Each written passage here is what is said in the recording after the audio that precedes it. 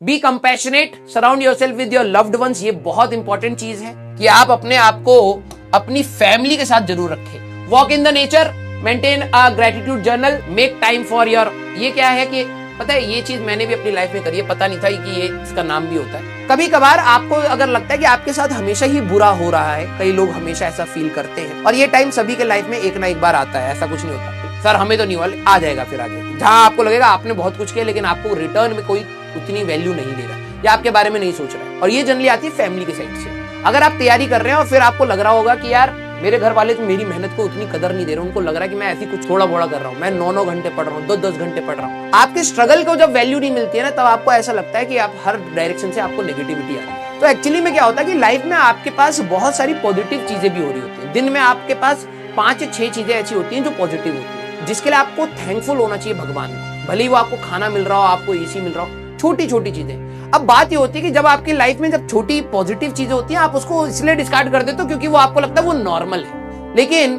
आपके घर में एसी होना या आपके घर में पंखा होना या आपके घर पे गद्दा होना जिसपे आप आराम से सोते हैं, हो सकता हो वो आपके लिए नॉर्मल हो लेकिन किसी के लिए प्रिविलेज हो। तो you should always be thankful कि आपको लाइफ में ऐसी क्या चीजें मिल रही है। तो अब बात ये होती है कि जब बुरा समय आता है ना, तब आपका दिमाग काम नहीं कर रहा होता कि आपकी लाइफ में पॉजिटिव चीजें क्या है। बात यह है कि बुरे समय से निकलने का तरीका ही यही है कि जब आप पॉजिटिव पर सोचना स्टार्ट करें। और वो एनर्जी आप खुद से कहां से लाते हैं? जर्नल, आप लिखते हैं। जब आप कॉपी में या कहीं पर भी लिखते हैं कि यार आज आपके दिन में 5 अच्छी चीजें अगर आप लिखते हैं ना, तो बुरे समय में एक बार आप पलट के देखोगे तो आपको भी लगेगा कि भाई मेरे पास ये चीजें भी तो हुई थी ना। आज का समय खराब है लेकिन कोई नहीं, हम इन सब चीजों को भी तो पाए थे ना। तो वो चीज आपको क्या करती है? पुश देती है, वो समय के साथ चलने के लिए पुश दे देती है कि कोई नहीं, अगर बुरा समय चल रहा है लेट इट बी, लेकिन यस लाइफ में भी पॉजिटिविटी है। ये मैंने अपने टाइम में कोटा में बहुत किया था, मेरे को नहीं पता था ये होता क्या है, तो मैंने ये चीज करी हुई है। Make time for your hobbies. मैं हमेशा कहता हूँ कि भाई अंधाधुन पढ़ने की जरूरत नहीं है, लेकिन यस अगर आपका गोल है कि आपको एक अच्छा कॉलेज चाहिए, आप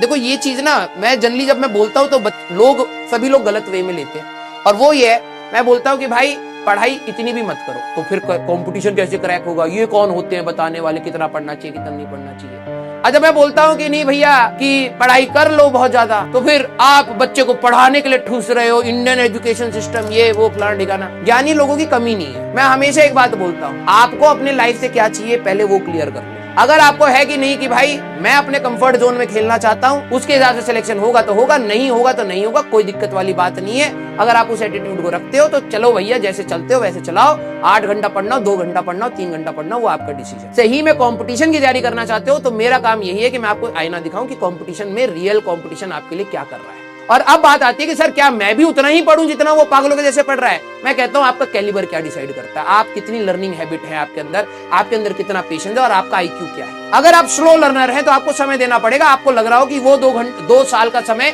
मैं स्लो लर्नर अपनी स्पीड से करूंगा, कर ले जाऊंगा, नहीं होने वाला। टू बी वेरी ट्रू, बुरा लगे। अगर आप फास्ट लर्नर है, अगर आप अच्छे से जल्दी से पकड़ लेते हैं चीजों को, अच्छे से मैनेज करके चलते हैं, आपके पास समय पड़ता है, मैं हमेशा कहता हूँ खेलो कूदो भैया, एंजॉय करो लाइफ को, सिर्फ पढ़ाई नहीं। अब ये बात आपको समझनी पड़ेगी आप क्या है। आप हमेशा सोल्यूशन जब दूसरों में ढूंढने लगते हैं तो आपको अपने वैलिडिफिकेशन वाले सॉल्यूशंस मिलते नहीं। सिंपल सी कहानी है, to be very frank, realistic होते हैं। अब जिसने यूज किया है, ध्यान रखिएगा प्लीज, आपका कॉन्फिडेंस बढ़ गया है, आप में एक चीज आ गई होगी जिसको बोलते हैं एक अनवांटेड फोर्स। समझ में आया? अंदर ही अंदर आपको फील हो रहा है कि